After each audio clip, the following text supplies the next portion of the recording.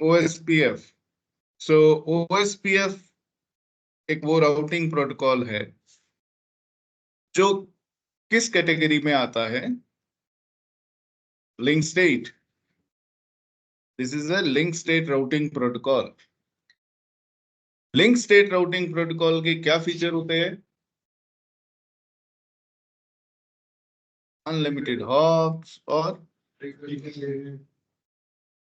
Ticket update तो hybrid में भी होते हैं, है ना, और डिस्टेंस वेक्टर में नहीं होते, करेक्ट। और SPF प्रोटोकॉल सपोर्ट VLSM वो भी करता है, डिस्टेंस वेक्टर भी करता है। देखो, लिंक स्टेट राउटिंग प्रोटोकॉल और डिस्टेंस वेक्टर राउटिंग प्रोटोकॉल में कुछ जो डिफरेंस होते हैं ना, वो क्या क्या है? जैसे इधर अनलिमिटेड हॉप्स।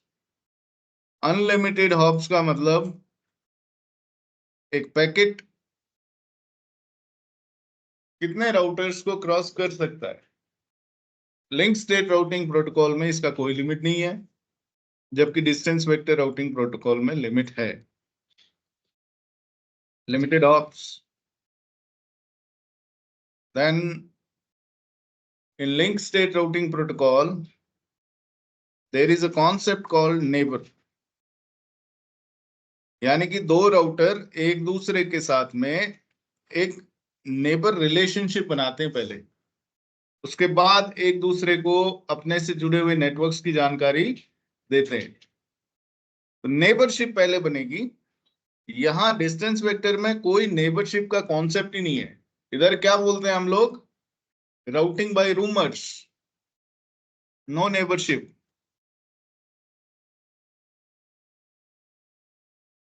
जब नेबरशिप ही नहीं है तो यानी इन दोनों के बीच में कोई रिलेशन ही नहीं बना। R1 को नहीं पता मेरा पड़ोसी R2 है, R2 के आगे उसका पड़ोसी R3 है, कुछ नहीं पता R1 को। R3 ने कुछ R2 को बताया, R2 ने कुछ चीज R1 को बताई। इसने कहा कि मेरे एक इंटरफेस है सीरियल 0/0, उससे कोई जानकारी आई है। अब कहाँ से आई है, कहाँ से वो नेटवर्क जो है वो जनरेट हुआ है, एडवर्टाइज हुआ है, कुछ नहीं पता रहता है। इसलिए इसे बोलते हैं अफवाहों से मिली जानकारी, routing by rumours. Where link state routing protocol में इनके बीच में नेबर रिलेशनशिप बनती है पहले, और नेबर रिलेशनशिप बनने के बाद ये डिवाइसेस एक दूसरे को जानकारी भेजते हैं। R3 R2 को जानकारी भेजेगा और R2 R1 को जानकारी भेजेगा कि R3 के साथ में एक नेटवर्क जुड़ा हुआ है भाई। तो R1 को ये भी पता है मेरा नेबर R2 है, और R2 को जो जानकारी मेरे से साझा कर रहा है R2, वो जानकारी R3 से मिली है उसको।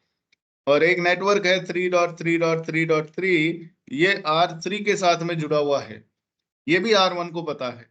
तो यानी कि एक बहुत ही बेटर पिक्चर रहती है हर राउटर के पास में अपने नेटवर्क से, अपने नेटवर्क में जितने भी डिवाइस हैं और उनके साथ में कौन कौन से नेटवर्क जुड़े हुए हैं। सो ये डिस्टेंस वेक्टर राउटिंग प्रोटोकॉल में नहीं है। फिर लिंक स्टेट राउटिंग प्रोटोकॉल में ट्रिगर्ड अपडेट्स। ट्रिगर्ड अपडेट्स मतलब अपडेट तभी भेजी जाएगी जब नेटवर्क में कुछ बदलाव होगा। जब कोई ट्रिगर हिट करेगा तब गोली चलेगी। तो जब कोई ट्रिगर लगेगा तभी एक राउटर दूसरे राउटर को अपडेट भेजेगा। अब वो ट्रिगर क्या हो सकता है? ट्रिगर हो सकता है या तो कोई नया नेटवर्क ऐड न्यू नेटवर्क। जब कोई, हाँ, जब कोई एग्जिस्टिंग नेटवर्क, यानी जो अभी जुड़ा हुआ है नेटवर्क, वो डाउन हो, एग्जिस्टिंग नेटवर्क डाउन हो, दूसरा ट्रिगर ये है। और तीसरा, मैट्रिक जब चेंज हो जाए to reach to a network, किसी भी नेटवर्क तक पहुंचने का अगर मैट्रिक चेंज हो गया, इसका अर्थ क्या हुआ? कि एक राउटर है R1, उसको R2 ने बताया कि एक नेटवर्क है आगे 100.1.1.0, इस नेटवर्क तक पहुंचने का मैट्रिक है भाई साहब 50। ये R2 ने R1 को बताया। फिर R2 से 100 नेटवर्क तक पहुंचने का मैट्रिक मान लो 50 की जगह 100 हो गया, कोई लंबा रास्ता लेने लग गया, मेन रास्ता फेल हो गया, तो R2 R1 को बताएगा कि भाई अब मैट्रिक क्या है, 50 नहीं है, अब मैट्रिक हो गया 100। ठीक है ना।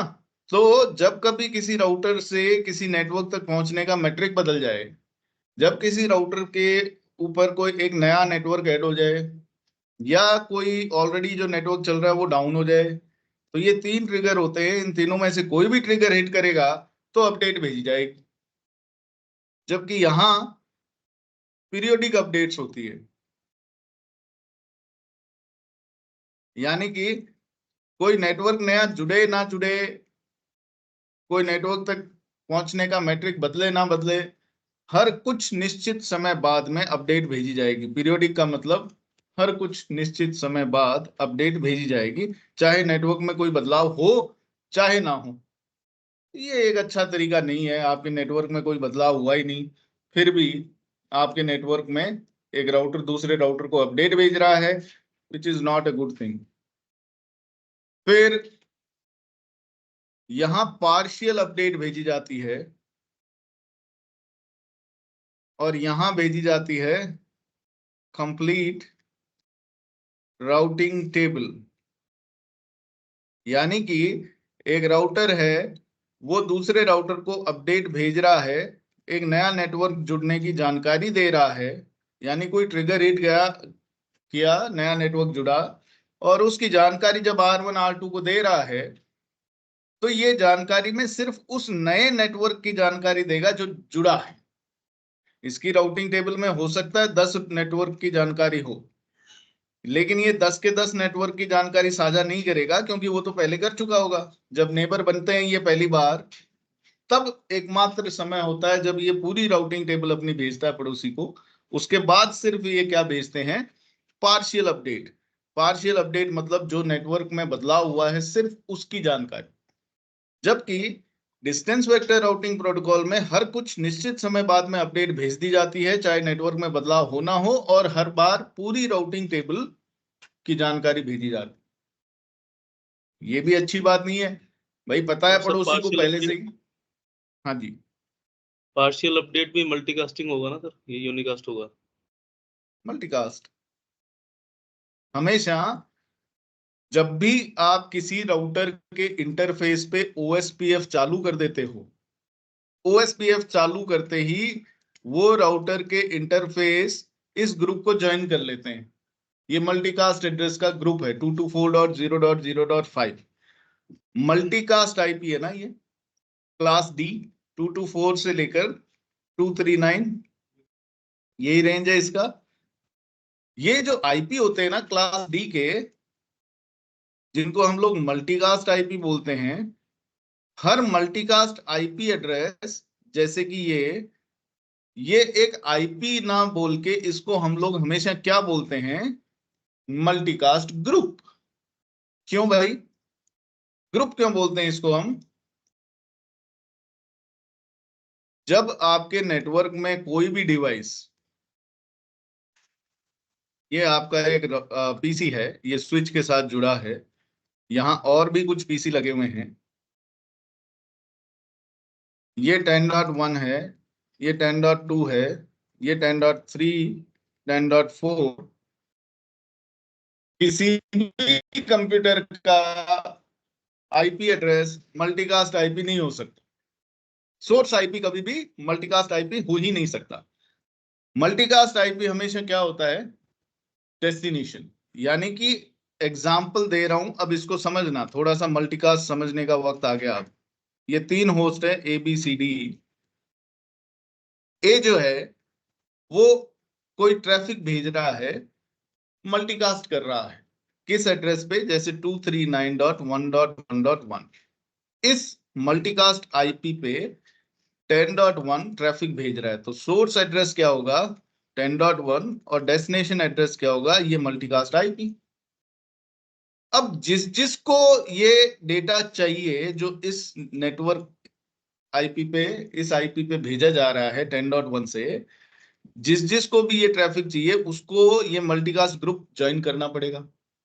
तो जैसे बी है, बी को अब 10.1 क्या भेज रहा है इस पे, मान लो 10.1 कोई अपना वीडियो टेलीकास्ट कर रहा है, ठीक है।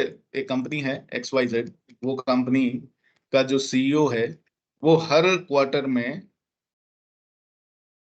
बिजनेस की जानकारी देते हैं कि हमारी कंपनी ने कैसा बिजनेस किया, हम लोगों ने कितना प्रॉफिट कमाया, कितना हमारे किस सर्विस से हमने कितना रेवेन्यू जनरेट किया, कितना बोनस मिलेगा एम्प्लॉयज को, वगैरह वगैरह। ये जो जानकारी है ये कंपनी XYZ के जितने भी एम्प्लॉय हैं, जितने भी एम्प्लॉय होते हैं XYZ कंपनी के, उन सभी एम्प्लॉयज को ये जानकारी वो वीडियो के द्वारा टेलीकास्ट करके देते हैं।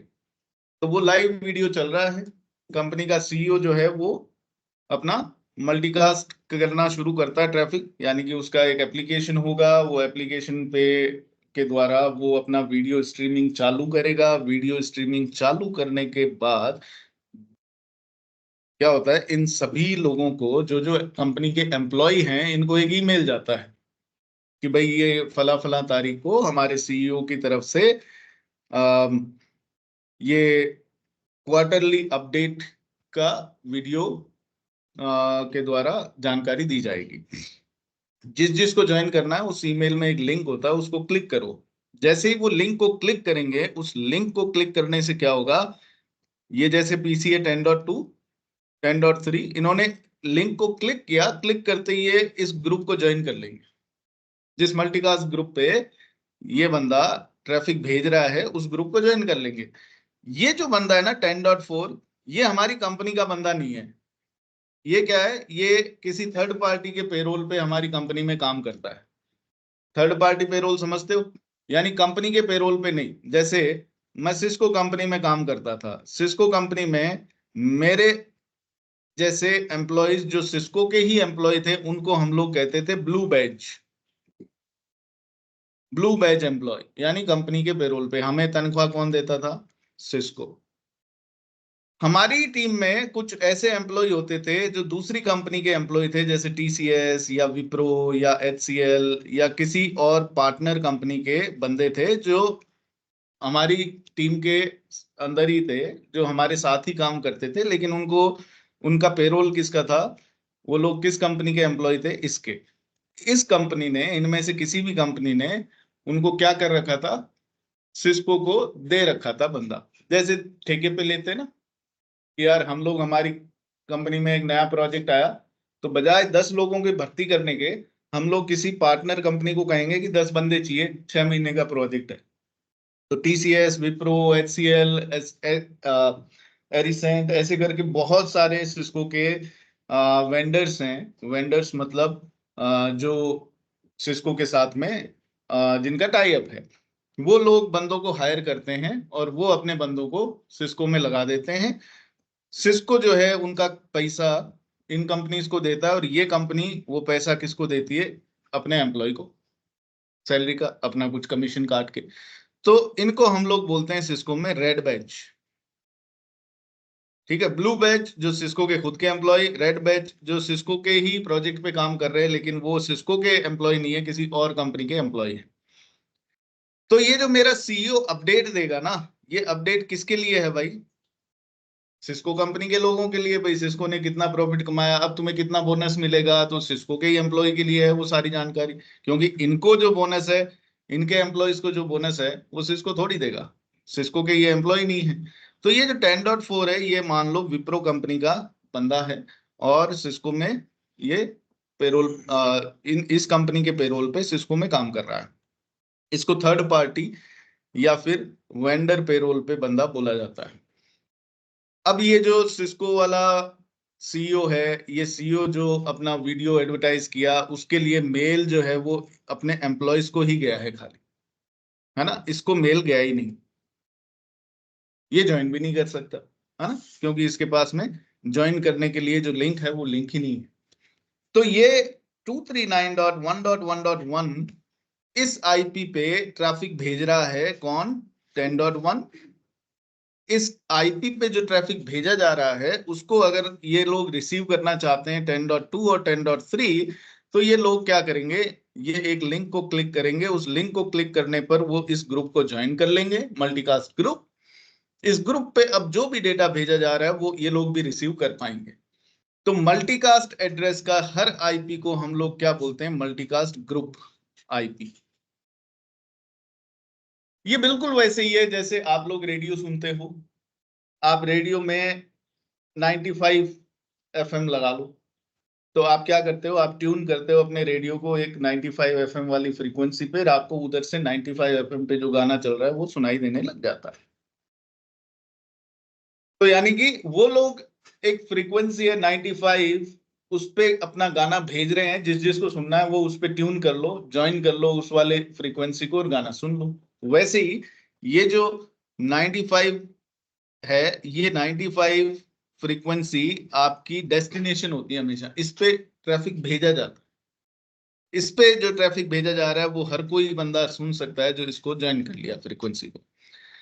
भेजने वाला बंदे का आईपी हमेशा यूनिकास्ट आईपी होता है, किसी का भी आईपी एड्रेस मल्टीकास्ट आईपी नहीं हो सकता। मल्टीकास्ट आईपी कभी भी सोर्स नहीं होता, हमेशा डेस्टिनेशन होता है। तो ये मल्टीकास्ट ग्रुप को जो जो ज्वाइन कर लेंगे वो लोग इसका ट्रैफिक जो ग्रुप पे आ रहा है उसको रिसीव कर पाएंगे। तो ऐसे ही जब किसी भी राउटर पे मैं ओएसपीएफ चालू करता हूं तो वो राउटर क्या करता है, वो राउटर जैसे R1 पे ओएसपीएफ चालू किया और उसके सीरियल इंटरफेस का नेटवर्क जैसे ही मैं एडवर्टाइज करता हूं ना, जैसे इसका आईपी है 10.1, इसका आईपी है 10.2, तो जैसे ही मैं ओएसपीएफ के अंदर जाके नेटवर्क कमांड लगाता हूं, आपने EIGRP में लगाई होगी नेटवर्क कमांड और फिर एडवर्टाइज किया होगा 10 नेटवर्क, यही वो समय है जब हम इस राउटर को बता रहे हैं कि तेरी कोई भी वो इंटरफेस जिसका आईपी इस नेटवर्क का है 10.1.1.0 नेटवर्क का है, उस पे EIGRP चालू कर दे। कोई भी वो इंटरफेस जिसका आईपी एड्रेस इस नेटवर्क का है उस पे EIGRP चालू कर दे, हेलो भेजना शुरू कर दे, ताकि तू नेबरशिप बना पाए। इस कमांड से ही हम राउटर को ये बताते हैं कि आपकी कौन सी इंटरफेस पे अब हम EIGRP चालू कर रहे हैं। और जैसे ही EIGRP या OSPF में जाके ये कमांड लगाते हैं, वैसे ही EIGRP में ये राउटर का इंटरफेस जो है ये किस ग्रुप को ज्वाइन कर लेता है, 224.0.0.10, और OSPF में ये कौन सा ग्रुप ज्वाइन करता है, 224.0.0.5, ताकि अब R1 जब अपडेट भेजेगा तो वो इस आईपी पे भेजेगा, R2 पे भी OSPF चला दिया तो अब ये इस ग्रुप को ज्वाइन कर लेता है और ये इसकी अपडेट को सुन पाएगा। अगर R2 पे OSPF नहीं इनेबल किया इस इंटरफेस पे, तो वो इस ग्रुप पे भेजी हुई अपडेट को रिसीव ही नहीं करेगा। ठीक है ना। तो R1 के कई नेबर हो सकते हैं, R2, R3, R4। भाई यूनिकास्ट आईपी भी तो यूज कर सकते थे अपडेट भेजने के लिए, तो बोला यूनिकास्ट जरूरी थोड़ी है एक ही नेबर हो सकता है मेरे एक से ज्यादा नेबर हो, तो मुझे क्या करना पड़ेगा, मुझे मल्टीकास्ट करना पड़ेगा। हालांकि मैं यूनिकास्ट भी भेज सकता हूं, पर यूनिकास्ट के लिए मुझे कितने अपडेट भेजने पड़ेंगे, 1, 2 और 3 नेबर है तो 3 अलग अलग अपडेट भेजने पड़ेंगे, यूनिकास्ट अपडेट। जबकि मैं इस ग्रुप पे भेज रहा हूं, इसका मतलब जो जो इंटरफेस इसके मेंबर हैं उन इंटरफेस पे अपने आप रिप्लिकेट हो जाता है ट्रैफिक। अब समझना ये बात। डेस्टिनेशन मल्टीकास्ट, हर मल्टीकास्ट एड्रेस का एक मल्टीकास्ट मैक एड्रेस भी होता है भाई, ठीक है ना। तो मल्टीकास्ट मैक एड्रेस भी होता है, उसके बारे में भी बात करेंगे। तो जब कभी ये जो 10.1 है इसने ट्रैफिक भेजना शुरू किया 239.1.1.1 आईपी पे, तो इन लोगों ने ज्वाइन किया इस ग्रुप को, तो ये लोग अब इस ग्रुप पे आने वाले ट्रैफिक को रिसीव करना शुरू करेंगे। और अगर ये जो 239.1.1.1 ग्रुप है, ये ग्रुप जैसे कि यहाँ पर मल्टीकास्ट का इस्तेमाल नहीं करते, यहाँ पर 2 एम्प्लॉय मैंने दिखाए हैं इस कंपनी के, 2 नहीं, मेरी कंपनी में मान लो जैसे सिस्को है, सिस्को के अंदर 90,000 लोग काम करते, इसके एम्प्लॉय जो ब्लू बैज हैं वो कितने हैं, 90,000। जो वेंडर पेरोल है उस पे भी लगभग 50-60,000 लोग काम करते होंगे। ये जो 90,000 लोग हैं, इन तक अगर ये यूनिकास्ट करता अपनी अपडेट, ये जो ट्रैफिक भेज रहा है 10.1, अगर ये यूनिकास्ट करता तो इसको कितनी कॉपी इस ट्रैफिक की बना के भेजनी पड़ती, अलग अलग यूनिकास्ट, 90,000। तो 90,000 स्ट्रीम्स इस पीसी से निकलती, 90,000 अलग अलग ट्रैफिक के फ्लो इस पीसी से निकलते, और वो इतने ज्यादा हो जाते कि आपका ये सर्वर ही डाउन हो जाता, ये जो पीसी है ये पीसी चोक हो जाता है, ये वाला बैंडविड्थ। इतनी सारी स्ट्रीम्स को निकालने के लिए बहुत मुश्किल है। तो क्या करते हैं, यूनिकास्ट मल्टीकास्ट का फायदा ये है कि ये तो सिर्फ एक ही कॉपी भेजेगा, ये एक ही कॉपी भेजेगा। इस स्विच को पता है कि कौन कौन है जिनको मल्टीकास्ट स्ट्रीम चाहिए। तो ये स्विच जो है ना, इसको मालूम रहता है कि जैसे ही 10.2 ने क्लिक किया ना उस लिंक पे जो इनको भेजा था ईमेल के द्वारा, उस लिंक को क्लिक करते ही वो रिक्वेस्ट इस ग्रुप को ज्वाइन करने के लिए जो इस पीसी से निकलेगी, वो सबसे पहले किसको हिट करेगी, इस स्विच को। स्विच को पता लग जाता है कि अच्छा ये पीसी जो है ये इस ग्रुप को ज्वाइन करना चाहता है, तो मेरे पास में ट्रैफिक आ रहा है इस ग्रुप के लिए, तो उसकी एक कॉपी बना के इधर भेज दूं। इसने भी कहा है तो एक कॉपी बना के इसको भेज दूं। तो ये स्विच जो है ना ये फोटोकॉपी करेगा, जितने लोगों ने मांगा है इससे ट्रैफिक उतनी फोटोकॉपी बनाएगा, जिसको बोलते हैं रिप्लिकेशन, और भेज देगा हर पीसी के पास। ये काम स्विच हर समय करता रहता है। आप लोगों ने ये पढ़ा है, ये मेरा स्विच है, इस स्विच के पास में यहाँ पर एक होस्ट कनेक्टेड है और भी कुछ पीसी कनेक्टेड है। ये जो पीसीज हैं कितने हैं, 1 2 3 4 5। ए ने ट्रैफिक भेजा, कौन सा भेजा, ए ने किया ब्रॉडकास्ट। ब्रॉडकास्ट इस स्विच के पास गया, तो स्विच क्या करता है, इस ब्रॉडकास्ट को सबके पास भेजता है। क्या ए ने इन 4 लोगों के लिए अलग अलग 4 कॉपी भेजी है क्या उस ब्रॉडकास्ट ट्रैफिक की, नहीं ना, इसने तो एक ही कॉपी भेजी, बस खाली उसमें डेस्टिनेशन एड्रेस क्या भेज दिया, broadcast address F F F F F F F all F. ये जो डेस्टिनेशन एड्रेस है ये देखता है ना, जैसे ही switch destination address all F, ये जैसे ही स्विच देखता है, स्विच क्या करता है, वो देखता है अपने कितने पोर्ट एक्टिव हैं भाई, अपने 4 पोर्ट और एक्टिव हैं, तो 4 कॉपी बनाओ इस डेटा के, सबके पास भेजना है। स्विच क्या करता है, उस डेटा की 4 कॉपी बनाएगा और उन 4 कॉपीज को अपने इन सभी पोर्ट से, पोर्ट नंबर 2 3 4 एंड 5 से उन चारों कॉपी को बाहर भेज देगा। तो स्विच हर समय फोटोकॉपी का काम करता रहता है, यानी रिप्लिकेशन का काम करता रहता है। इस कॉपीज को क्या, कॉपी बनाने के प्रोसेस को क्या बोलते हैं, रिप्लिकेशन। डेटा को रिप्लिकेट करना, डुप्लीकेट सुना होगा आपने, वैसे ही रिप्लिकेट शब्द होता है, ठीक है। तो डेटा का रिप्लिकेशन ये स्विच हर समय करता रहता है आपके नेटवर्क में, ये कोई नई बात नहीं है, ये बड़ी आम बात है। अब इस स्विच को अगर ये लोग बोलते हैं डेस्टिनेशन जो है वो क्या है, अब मल्टीकास्ट है, डेस्टिनेशन इज मल्टीकास्ट। मल्टीकास्ट का destination address F F F F F नहीं होता, उसका मल्टीकास्ट एड्रेस कुछ और होता है, उसके बाद में बात करेंगे अपन। तो मल्टीकास्ट ट्रैफिक जब इस स्विच के पास में गया, तो स्विच को पता है कि उस मल्टीकास्ट को ज्वाइन करने के लिए ये 4 में से सिर्फ इन 2 लोग ने कहा है, तो वो उसकी कॉपीज 2 कॉपी बनाएगा, एक इधर भेज देगा, एक इधर भेज देगा। जिसने ग्रुप को ज्वाइन किया है सिर्फ उन्हीं के पास में उसकी कॉपी बना के भेज देगा। ये फर्क है। ब्रॉडकास्ट आया तो सभी एक्टिव पोर्ट से बाहर भेज देगा, मल्टीकास्ट आया तो जिसने वो ग्रुप ज्वाइन किया है वो लोग के पास में ये स्विच भेजेगा। ये सारा खेल करने के लिए एक प्रोटोकॉल का इस्तेमाल किया जाता है जिसको बोला जाता है IGMP, internet group management protocol. ये वो प्रोटोकॉल है जिस प्रोटोकॉल के द्वारा ये पीसीज ने रिक्वेस्ट किया है एक ग्रुप, जो मैंने आपको आईपी बताया था, जैसे इस आईपी पे मल्टीकास्ट ट्रैफिक भेज रहे हैं, तो IGMP join request, IGMP group join request भेजते हैं ये पीसी। ये रिक्वेस्ट जो है, इसको ये स्विच समझता है। स्विच का काम जरूर ये नहीं था, स्विच का काम तो स्विचिंग करना था। यूनिकास्ट आया तो एक पोर्ट पे भेज देगा, अगर मैक एड्रेस टेबल में उसकी जानकारी है तो, नहीं तो अननोन यूनिकास्ट फॉरवर्डिंग कर देता है ना।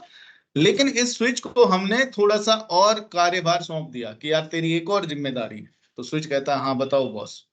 तो हमने कहा कि अब तू आईजीएमपी के जो भी पैकेट तेरे पास में आए ना, उनको पढ़ा कर और समझा कर। तो बोला अच्छा। तो बॉस इसके लिए काम करो, मुझ पे आईजीएमपी स्नूपिंग चला दो। तो बॉस ने कहा ये स्नूपिंग क्या है? आईजीएमपी तुझ पे चला दूं ये तो समझ में आ गया, ये स्नूपिंग क्या है? बोला आईजीएमपी स्नूपिंग का मतलब कि जो भी आईजीएमपी पैकेट मेरे पास से गुजरेंगे, चाहे वो सोर्स है चाहे वो डेस्टिनेशन है, जो भी आपस में ये लोग एक दूसरे से ट्रैफिक लेन देन के लिए इस प्रोटोकॉल का इस्तेमाल करके रिक्वेस्ट भेजेंगे ग्रुप को ज्वाइन करने का, वो रिक्वेस्ट को मैं पढ़ लूंगा और मेरी एक टेबल बनाऊंगा, उस टेबल में एंट्री डाल लूंगा कि भाई एक ग्रुप है, इसके इसको ज्वाइन करने का रिक्वेस्ट आया पोर्ट नंबर 5 से और पोर्ट नंबर 4 से। तो एक टेबल बनाऊंगा मैं, आईजीएमपी स्नूपिंग टेबल, जिसमें मैं ये कह दूंगा कि कौन से पोर्ट से कौन से ग्रुप को ज्वाइन करने का रिक्वेस्ट आया। तो पोर्ट नंबर 4 और पोर्ट नंबर 5 से 239.1.1.1 इस ग्रुप को ज्वाइन करने का रिक्वेस्ट आया, ताकि ये जो मल्टीकास्ट ट्रैफिक मेरे पास आ रहा है तो वो मैं सबके पास ना भेजूं, क्योंकि मैं तो स्विच हूं। मेरे पास अगर ब्रॉडकास्ट आएगा या मल्टीकास्ट आएगा तो मैं सभी पोर्ट से बाहर भेज दूंगा। अगर यूनिकास्ट आया तो मैं देखूंगा कि मेरी मैक एड्रेस टेबल में वो किधर जुड़ा है। मैक एड्रेस टेबल में क्या जानकारी होती है? किस पोर्ट पे कौन से मैक का डिवाइस जुड़ा है, और कौन से मैक का डिवाइस जुड़ा है, मतलब जैसे ये ए है, इसका मैक एड्रेस है 0001, इसका 2, इसका 3, इसका मैक है 4 और इसका मैक है 5। तो मैं पोर्ट नंबर 1 2 3 4 5 पे इनके मैक एड्रेसेस की एंट्री कर लूंगा, ठीक है ना। और मल्टीकास्ट मैक और ब्रॉडकास्ट मैक की एंट्री कभी भी मैं अपनी टेबल में नहीं करता, क्योंकि ये टेबल बनती है किस आधार पे? Source based MAC learning. और क्योंकि ये किसी का सोर्स एड्रेस हो ही नहीं सकते, तो इसलिए इनकी एंट्री भी नहीं करता मैं मेरी टेबल में।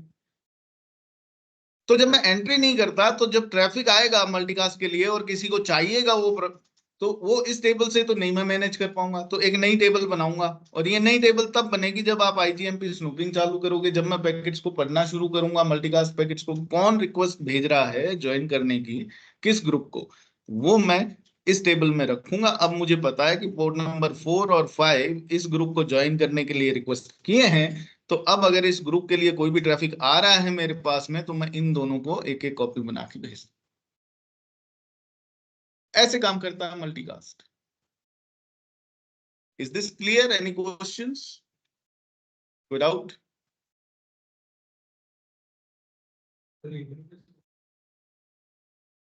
एक ही बात है, पोर्ट बोल दो चाहे इंटरफेस बोल दो, इंटरफेस ज्यादा बेहतर शब्द है टेक्निकली, स्विच पोर्ट भी बोल देते हैं हम, ठीक है। राउटर के पोर्ट को इंटरफेस बोलना टेक्निकली ज्यादा सही है, स्विच के इंटरफेस को पोर्ट भी बोल सकते हैं, it's okay. Okay, so OSPF इस एड्रेस पे अपनी अपडेट्स मल्टीकास्ट करता है। इसका मतलब जो कोई भी राउटर ने ओएसपीएफ चालू किया है अपने इंटरफेस पे, वो ऑटोमेटिकली इस ग्रुप को ज्वाइन कर लेता है और इस ग्रुप पे भेजी गई अपडेट वो रिसीव भी कर पाएगा, ठीक है। तो ये मतलब होता है इन अपडेट्स का। हाँ, अब ओएसपीएफ में सिर्फ 5 ही नहीं, एक और आईपी दे रखा है 6 भी, 224.0.0.6। इसके बारे में हम बात करेंगे कि 6 कहाँ इस्तेमाल करेगा और 5 कहाँ। अभी फिलहाल 5 का काम समझ में आया, वही काम 6 का है, लेकिन दो अलग अलग सिचुएशंस में ये यूज करेगा, उसके बारे में आगे बात की जाएगी। तो पार्शियल अपडेट और कंप्लीट राउटिंग अपडेट, जो राउटिंग अपडेट है वो किस एड्रेस पे भेजी जाती है, ये दो एड्रेस का इस्तेमाल करता है ओएसपीएफ, अलग अलग सिचुएशंस में अलग अलग आईपी। और क्या फर्क होता है लिंक स्टेट और डिस्टेंस वेक्टर राउटिंग प्रोटोकॉल में?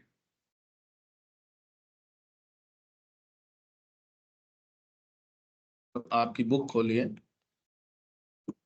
और इस बुक में ये आप देखिए ओएसपीएफ, ये क्या है भाई, लिंक स्टेट, और रिप डिस्टेंस वेक्टर। रिप में दो वर्जन आते हैं, वर्जन 1 और वर्जन 2। वर्जन 1 2 दोनों ही रिप हो गए, यानी कि अब डायनासोर हो गए, कोई नहीं यूज करता, विलुप्त हो गए। लेकिन फिर भी कंपैरिजन जब करेंगे तो बेहतर है रिप वर्जन 2 के साथ में कंपेयर करो। तो ये कहते हैं कि भाई क्लासलेस दोनों ही है, लिंक स्टेट वाला भी डिस्टेंस वेक्टर वाला भी, वीएलएसएम दोनों ही सपोर्ट करते हैं। जब आपको ये कहा जाए कि यार एक प्रोटोकॉल क्लासलेस राउटिंग प्रोटोकॉल है, जैसे मैं यहां लिख दूं अगर एक पॉइंट की OSPF is a classless routing protocol, इससे क्या समझते हो आप? क्यों बोलिए?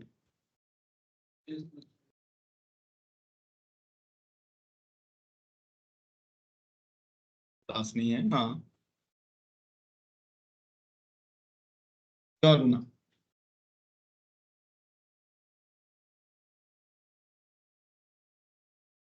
हम्म, हाँ। तो ओएसपीएफ एक क्लासलेस राउटिंग प्रोटोकॉल है और रिप वर्जन 1 एक क्लासलेस राउटिंग प्रोटोकॉल नहीं है।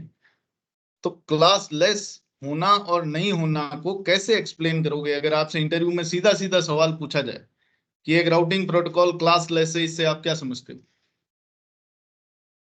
तो आपका क्या जवाब होगा? इंटरव्यू में ऐसे ही पूछा जाएगा, what do mean by A classless routing protocol, will be your answer. Class को सर क्लास रहती है एबीसी, जो उसका सबनेट मास्क पहले से बाय डिफॉल्ट रहता है, और उसमें अपने सबनेट पे पहले से फिक्स रहते हैं, और क्लास लेस में सबनेट अपनी चेंज हो सकते हैं, अपन जैसे सबनेटिंग करते हैं कोई मतलब सबनेट है पोस्ट फिक्स नहीं रहती पहले से। अच्छा, एक आईपी है 10.1.1.1, इसका नेटवर्क एड्रेस क्या है?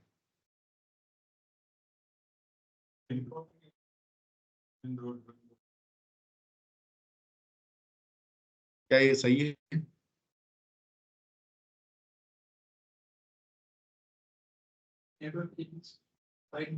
प्रीफिक्स तो बताओ भाई, ये /8 है या 16 है या 24 है या क्या है? अगर ये /24 है तो ये सही है तेरा जवाब। तो इंटरव्यू में जब ये सवाल ऐसे ही पूछा जाएगा तो आपको उल्टा सवाल करना है कि प्रीफिक्स बताओ, जैसा इसने बोला। प्रीफिक्स तो बताओ। अगर /16 है तो है 10.1.0.0, /8 है तो 10.0.0.0। तो प्रीफिक्स बताओगे तब हम बता पाएंगे कि ये कौन से नेटवर्क का आईपी है। तो जब एक राउटर दूसरे राउटर को अपने से जुड़े हुए नेटवर्क्स की जानकारी भेजता है, तो वो सिर्फ, जैसे इसके साथ एक नेटवर्क जुड़ा हुआ है 10.1.1.0/24, R1 के साथ ये नेटवर्क जुड़ा हुआ है इधर, ये जानकारी R2 को जब ये भेजेगा R1, तो अगर वो सिर्फ यही जानकारी भेज दे 10.1.1.0, तो R2 को क्या पता लगेगा कि भाई ये सबनेटेड है या सबनेटेड नहीं है? ये इसे क्या मानेगा? ये इसे मानेगा /8, ये कौन सी क्लास का है? क्लास ए। क्लास ए में क्या होता है प्रीफिक्स? /8। तो R2 मान लेगा कि कुछ और बताया नहीं है, इसलिए इसको /8 मान दो। तो जब एक राउटर दूसरे राउटर को अपडेट भेजे और उस अपडेट में सिर्फ नेटवर्क की जानकारी साझा करे, सबनेट मास्क की नहीं करे, तो उस राउटिंग प्रोटोकॉल को क्लासफुल राउटिंग प्रोटोकॉल कहते हैं। क्लासफुल राउटिंग प्रोटोकॉल सिर्फ नेटवर्क की जानकारी भेजेगा, सबनेट मास्क की जानकारी साथ में नहीं भेजेगा, जिससे कि होगा क्या, सबनेटिंग समझेगा ही नहीं कोई। वो सब उसको क्या मानेंगे? डिफॉल्ट। भाई अगर मान लो इधर 150.1.1.0 नेटवर्क की जानकारी भेजी, तो ये क्लास बी का है, तो इसे क्या मान के चलेगा? ये क्लास बी का /16। क्लास सी का अगर कोई नेटवर्क होता 192.168.1.0 तो इसे क्या मान के चलेगा ये बाय डिफॉल्ट /24, क्योंकि ये भेजा ही नहीं है /24 साथ में। ये हो सकता है /28 था इधर, लेकिन इसने भेजा नहीं, तो ये क्या मान लेगा इसको R2 24 ही। तो जब एक राउटिंग प्रोटोकॉल सिर्फ नेटवर्क की जानकारी भेजे अपने पड़ोसी को, तो उसे बोलते हैं क्लासफुल राउटिंग प्रोटोकॉल। और जब एक प्रोटोकॉल अपने पड़ोसी को राउट नेटवर्क के साथ साथ सबनेट मास्क की जानकारी भी भेजे, तो उसे बोलते हैं क्लासलेस राउटिंग प्रोटोकॉल। इसका अर्थ क्या हुआ फिर फाइनली कि क्लासलेस राउटिंग प्रोटोकॉल सबनेटिंग को समझते हैं, VLSM को समझते हैं, समराइजेशन, सुपरनेटिंग, इन सब को समझते हैं, जो किस चीज पे आधारित होती है, हमेशा प्रीफिक्स पे, सबनेट मास्क। और क्लासफुल राउटिंग प्रोटोकॉल इनको नहीं समझते, they don't support subnetting, VLSM, summarization और सुपरनेटिंग। Is this clear? कोई डाउट है ना? तो जब भी कोई सवाल आपके सामने आए ना, तो उसका क्रिस्टल क्लियर आंसर दो। आप खुद संतुष्ट नहीं होगे जब आंसर देने लगोगे ना कि यार नहीं यार, बोल तो रहा हूं पर is it making any sense? आप खुद को ही पता लग जाएगा कि यार नहीं नहीं, इट इज नॉट, मैं खुद ही संतुष्ट नहीं हो पा रहा हूँ, सामने वाले को कैसे संतुष्ट करूंगा? तो आप लोग को सवाल जब पूछें, तभी आप ये रियलाइज करो कि हाँ यार मैं जवाब ठीक से नहीं दे पा रहा हूँ। उसके बजाय आप खुद इन पॉइंट्स को देखकर खुद से सवाल कीजिएगा कि इंटरव्यू में अगर पूछा गया कि OSPF किस IP पे अपडेट भेजता है, तो आप बोलोगे मल्टीकास्ट एड्रेस यूज करता है 224.0.0.5। अब आपसे पूछ लिया मल्टीकास्ट एड्रेस क्यों यूज करता है, यूनिकास्ट क्यों नहीं? तो आपका क्या जवाब? जवाब दो मन में और सोचो कि क्या मैं संतुष्ट हूं। नहीं हो तो उसका जवाब ढूंढो, नहीं मिले तो मुझसे पूछो, मैं बताऊं। तो ये क्लासलेस राउटिंग प्रोटोकॉल है ना?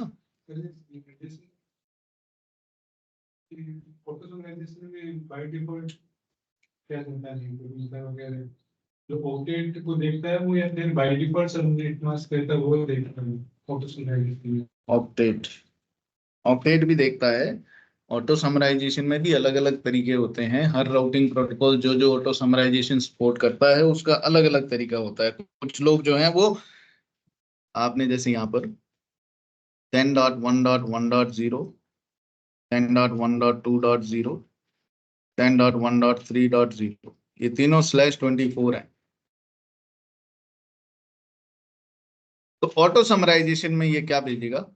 ऑटो समराइजेशन में ये जितने ऑक्टेट कॉमन दिख रहे हैं ना, इसको ये देखेगा और /16 भेज देगा। उसको कोई मतलब नहीं है इधर 24 दे रखा है क्या। 8 ही बता रहा था टेबल में। 8 बता रहा था, हाँ बता सकता है। 8 में दो राउटिंग प्रोटोकॉल लेके EIGRP में किया था ऑटो समराइजेशन, 16 जाना चाहिए 8 में। हाँ तो हम रियल राउटर्स पे करेंगे तब अपन देखेंगे, क्योंकि अपने इस पे कुछ रिजल्ट्स वेरी कर सकते हैं, बदल सकते हैं, विच इज ओके। OSPF चालू हो गया, अब इसकी लैब हम इन्हीं पे करेंगे, राउटर्स पे। ओके, तो अब ये जो टेबल है ना, इसमें लिंक स्टेट और डिस्टेंस वेक्टर के बीच के सारे अंतर दे रखे हैं। अब आपको ये अंतर समझ आना चाहिए। जैसे ऑटो समराइजेशन है तो लिंक स्टेट यानी OSPF नहीं सपोर्ट करता ऑटो समराइजेशन, डिस्टेंस वेक्टर करता है, EIGRP भी करता है। तो ये वाला फीचर EIGRP में किधर से उठाया? डिस्टेंस वेक्टर से। मैनुअल समराइजेशन ये सपोर्ट करता है, ये भी सपोर्ट करता है। अब इनमें फर्क देखो, ये भी यस यस है। Route propagation, multicast on change, periodic multicast, ये तो जब भी कोई चेंज होता है तब अपनी अपडेट भेजता है, मल्टीकास्ट करता है, और ये हर कुछ निश्चित समय बाद में अपनी अपडेट मल्टीकास्ट करता है ना? पाथ मैट्रिक, पाथ मैट्रिक का मतलब किसी भी डेस्टिनेशन पे जाना है, मुझे यहां से दिल्ली जाना है, तो हम लोग कहते हैं भाई कितना दूरी है, किसमें नापते हैं? किलोमीटर में, है ना? वैसे ही एक राउटर से किसी भी डेस्टिनेशन तक पहुंचने का जो दूरी है, जो मैट्रिक है, उसको किसके आधार पे कैलकुलेट करता है? ये बैंडविड्थ के आधार पे, और ये हॉप्स। फर्क क्या है? फर्क क्या है? बहुत फर्क है, ध्यान देना। ये मेरा एक राउटर है और मेरा नेटवर्क कुछ इस प्रकार का है, ठीक है। इनकी कनेक्टिविटी ऐसे है। दिस इज राउटर 1, राउटर 2, 3, 4, 5 और यहाँ एक नेटवर्क कनेक्टेड है 100.1.1.0/24। R1 और R2 के बीच का जो बैंडविड्थ है वो बैंडविड्थ क्या है? 1 गिग। इधर से इधर का भी है 1 गिग, इधर से इधर का भी है 1 गिग। इधर क्या है? 100 MB। Wait, this is 100 MB for example, 100 MB, इधर भी 100 MB, इधर 1 गिग, जो कि 10 गुना ज्यादा बेहतर हो गया ना 100 MB से, और इधर 1 गिग। अब R1 से 100 नेटवर्क तक पहुंचने के दो रास्ते हैं भाई लोग। पहला रास्ता वाया R2, दूसरा रास्ता वाया R3। जयपुर से दिल्ली जाने के दो रास्ते हैं, है ना। तो अब अगर मैं यहाँ OSPF का इस्तेमाल करूंगा तो वो R1 से 100 नेटवर्क तक पहुंचने के लिए किस आधार पे पाथ का मैट्रिक निकालेगा? बैंडविड्थ। और अगर मैं रिप का इस्तेमाल करूंगा तो वो हॉप का। हॉप का मतलब राउटर। पूरे रास्ते में जिस रास्ते में नंबर ऑफ राउटर कम होंगे वो रास्ता बढ़िया कहलाता है। तो रिप में R1 से 100 नेटवर्क तक पहुंचने के लिए इस रास्ते में कितने राउटर आएंगे? 1 और 2, फिर पहुंचेगा। इस रास्ते में 1, 2 और 3। तो बढ़िया रास्ता कौन सा चुनेगा रिप? Via R2। क्लियर? जबकि वाया R3 बैंडविड्थ 10 गुना बेहतर है। प्रैक्टिकली ये रास्ता ज्यादा बेटर है, लेकिन रिप बैंडविड्थ नहीं समझता। मैट्रिक कैलकुलेट करने के लिए वो क्या देखता है? सिर्फ काम। जैसे आपको कहते हैं कि जयपुर से दिल्ली जाने के लिए एक शॉर्टकट रास्ता है, वो रास्ते का डिस्टेंस है 300 किलोमीटर, और एक हाईवे वाला रास्ता है वो है 350 किलोमीटर। कौन सा रास्ता चुनोगे? आपके सामने ये दो ऑप्शन रखे हैं, कौन सा रास्ता चुनोगे? भाई शॉर्टेस्ट पाथ तो ये है। तो आप ये कहोगे कि ये बताओ कि इसमें कितने घंटे लगेंगे? बोले इसमें लगेंगे 5 घंटे और इसमें लगेंगे 3 घंटे। भाई ये तो छोटा है, लेकिन फिर भी 5 घंटे क्यों? क्योंकि ये गांव की अंदर वाली स्टेट हाईवे वैसे रोड पे लेकर जाएगा। ये वाला जो ये पूरा हाईवे जाएगा 6 लेन वाला, इसमें जल्दी पहुंचोगे। फिर मैं कहूंगा ट्रैफिक किसमें ज्यादा है? ट्रैफिक बोले इस पे ज्यादा है, लेकिन क्योंकि ये रोड भी तो चौड़ी है कोई दिक्कत नहीं है। अच्छा, मैंने कहा सड़क में गड्ढे किधर ज्यादा है? बोले गड्ढे इधर ज्यादा है ना। फिर मैं कहूंगा कि अच्छा एक्सीडेंट किधर ज्यादा होते हैं? मतलब कई सारी चीजें मतलब हम लोग के दिमाग में आनी चाहिए ना। सिर्फ ये थोड़ी कि ये किलोमीटर कितना है और उसके आधार पे ही हम लोग रास्ता चुन लें। तो वैसे ही जब हम लोग OSPF की बात कर रहे हैं, EIGRP में ऐसे ही अलग अलग 5 चीजों के आधार पे एक रूट को कैलकुलेट करता था। वो 5 चीजों में से बाय डिफॉल्ट 2 का इस्तेमाल करता था, बैंडविड्थ और डिले। लेकिन अगर बाकी 3 भी आप इस्तेमाल करना चाहो तो कर सकते हो। आपको के वैल्यू क्या करनी है? बस खाली 1 करनी है। अब यहाँ जब बात हम लोग OSPF और रिप के बीच की कर रहे हैं तो इन्हीं पे बातचीत करते हैं कि OSPF में वो क्या करेगा? बैंडविड्थ देखेगा। ये बैंडविड्थ है 1 गिग। तो OSPF क्या करता है? OSPF यूज करता है एक फॉर्मूला। OSPF का मैट्रिक का फॉर्मूला क्या है? मैट्रिक का फॉर्मूला है 10⁸ अपॉन बैंडविड्थ बिट्स पर सेकंड में, ये डालो। तो बोले बैंडविड्थ मतलब क्या लोवेस्ट बैंडविड्थ की बात कर रहा है या कैसी बात कर रहा है? तो वो जैसे AERP में था ना, रास्ते में सबसे कम बैंडविड्थ कौन, बोले ऐसा नहीं है। OSPF में हॉप बाय हॉप R1 से R3 का कितना मैट्रिक है वो निकालेगा, R3 से R4 तक के बीच का कितना मैट्रिक निकल रहा है, R4 से R5 कितना निकल रहा है, और फिर R5 से 100 तक पहुंचने के लिए कितना।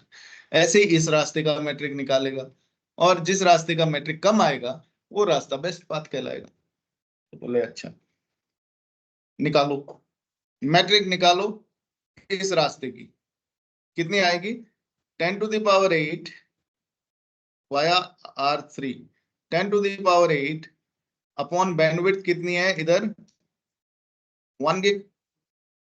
1 गिग को बिट्स में कन्वर्ट करना पड़ेगा, ये गिग बिट है, आपको बिट्स में करना पड़ेगा। तो 1 इंटू गिग बिट को 1000 से हमने मल्टीप्लाई किया तो वो क्या बन गया,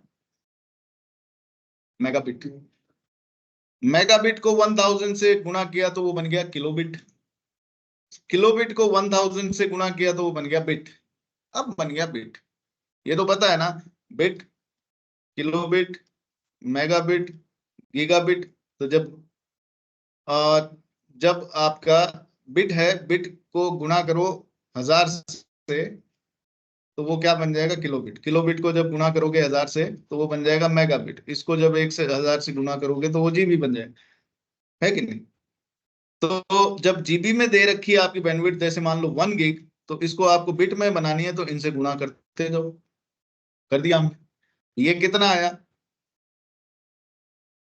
10 to the power 8 अपॉन, नीचे कितनी बिंदियां हैं 9, 10 to the power 9 कितना आया 10 to the power 8 upon 10 to the power 9। तो कितना आ गया ये 0.1।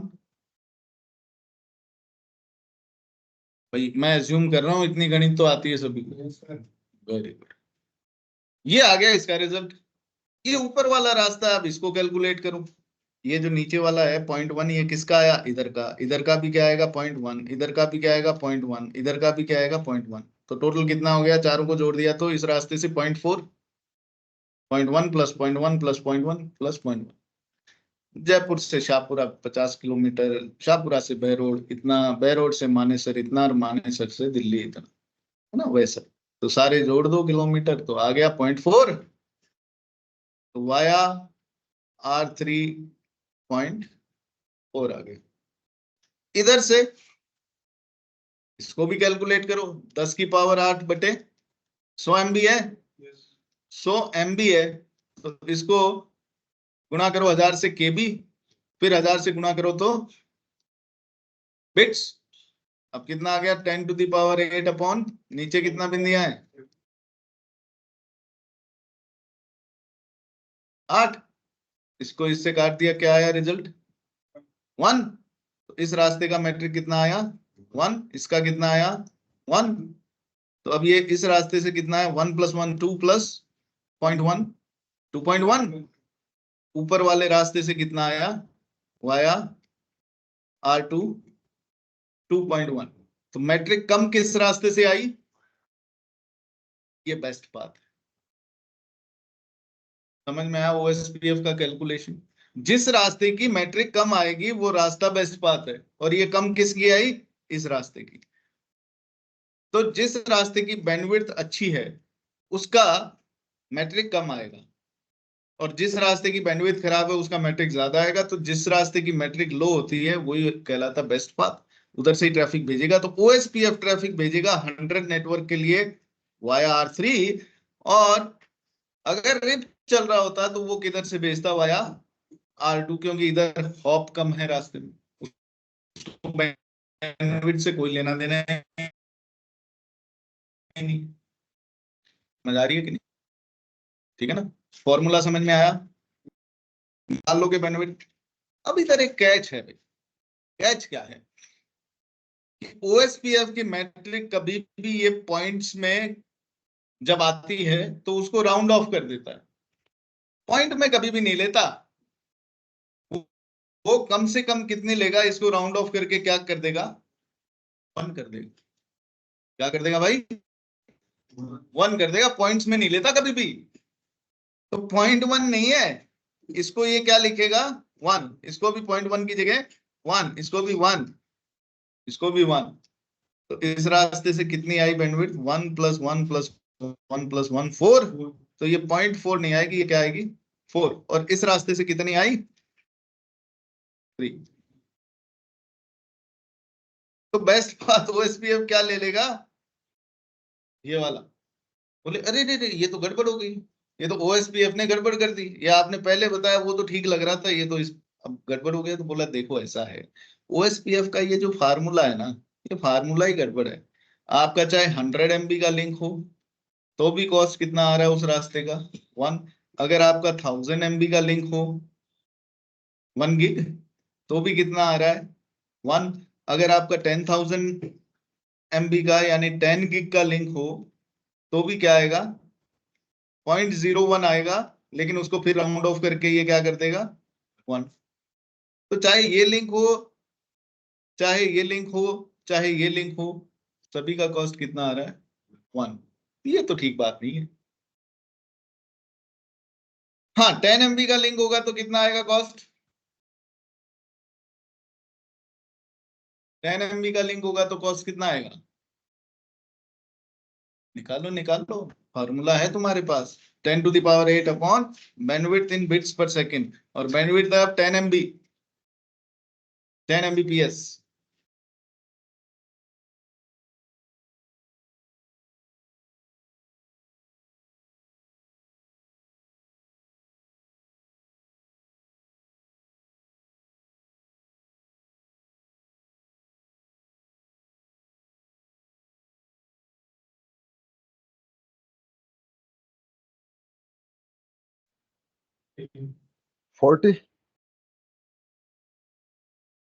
मतलब 10 MB के लिंक का कॉस्ट कितना आया 49।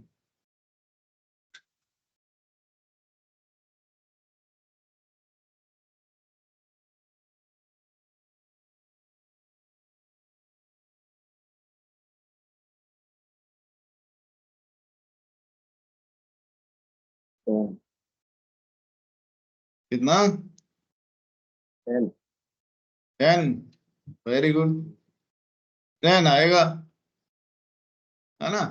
इतना लंबा तो फॉर्मूला ही नहीं है जितना आप लोग वक्त ले रहे हो।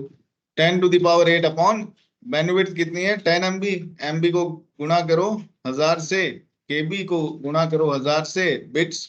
तो ये कितना आ गया 10⁸ बटे 10⁸ बराबर क्या आ गया।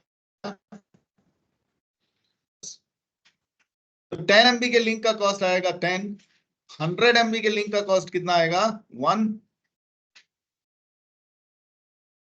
ठीक है, 10 MB के लिंक का कॉस्ट आया 10, 100 MB का कॉस्ट आया 1। लेकिन प्रॉब्लम क्या है, 1000 MB का भी 1 आ रहा है, 10,000 MB का भी 1 आ रहा है। प्रॉब्लम इधर से शुरू हो रही है जब बैंडविड्थ 100 से ज्यादा हो, 100 MB से ज्यादा हो। क्योंकि 100 MB से ज्यादा कितनी भी बैंडविड्थ है उन सभी का कॉस्ट कितना आ रहा है 1। तो ये कहा कि यार ये तो तुम्हारे फॉर्मूले में डिफेक्ट है। बोला ये फॉर्मूला जब बनाए थे ना आज से 40 साल पहले, वो टाइम पे बैंडविड्थ नेटवर्क की 10 MB भी नहीं होती थी। बहुत कम बैंडविड्थ पे नेटवर्क काम करता था, 1 MB 2 MB, है ना। तो उस समय साइंटिस्ट लोग ने सोचा कि 100 MB तो मतलब कोई पता नहीं कितने सैकड़ों सालों बाद तक पहुंच पाएंगे इस स्पीड तक। उनको ये अंदाज नहीं था कि टेक्नोलॉजी बहुत तेजी से आगे बढ़ेगी और ये बैंडविड्थ जो है ना ये 100 MB तो ऐसे खटाक से छू जाएगी। और उसके बाद 1000 10,000 अभी कितना MB के लिंक आ रहे हैं मालूम है। आपके जो स्विच के पोर्ट होते हैं वो पोर्ट 10 Mbps पे काम करता है, 100 Mbps पे काम करता है, 1000 पे करता है, जिसको 1 गिग बोलते हैं, है ना। ऐसे ही 10,000 को 10 गिग, 40,000 को 40 गिग, 25,000 वाले लिंक भी आते हैं, 100 गिग के लिंक भी आते हैं, 400 गिग के लिंक भी आते हैं, 800 गिग के लिंक भी आते हैं भाई। 800 गिग कहाँ, तो वो लोग सोच रहे थे 100 MB पहुंचने में सैकड़ों साल लगेंगे, किधर हम लोग पहुंच गए 800 गिग पे। सो बैंडविड्थ तो बहुत तेजी के साथ में बढ़ी भाई। और ये जो इनका फॉर्मूला इन्होंने उस समय बनाया था, वो फॉर्मूला आज की दुनिया के लिए तो इतने स्पीड के लिंक तक तो ठीक है, इससे ऊपर वालों के लिए तो फिर 1 ही दे रहा है कॉस्ट, तो ये तो गड़बड़ है। इसकी कॉस्ट कम देना चाहिए, इसकी ज्यादा देना चाहिए, इसकी कॉस्ट सबसे कम देना चाहिए। और कॉस्ट कम से कम कितनी हो सकती है लिंक की?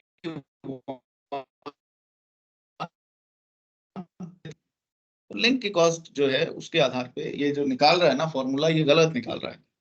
गलत मतलब निकाल तो रहा है, पर ओएसपीएफ उसको राउंड ऑफ करके 1 कर देता है। तो बोला ये फॉर्मूले को बदल दो, 10 की पावर 8 की जगह तुम 10 की पावर 10 कर दो अपॉन बैंडविड्थ इन बिट्स पर सेकंड।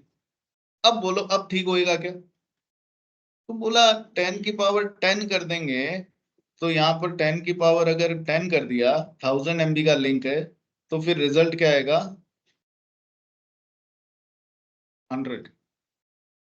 क्या रिजल्ट आएगा? 100। 10 की पावर 10 अपॉन 10 की पावर, इधर कितना था 9, 10 आया मतलब, है ना? 10 आया। ये वाला जो लिंक है 1000 MB का, इसका कॉस्ट कितना आएगा? 10 की पावर 10 अपॉन 10 की पावर 10 कितना आएगा? 1। इसका कितना आया? 10। 100 MB का कितना आएगा?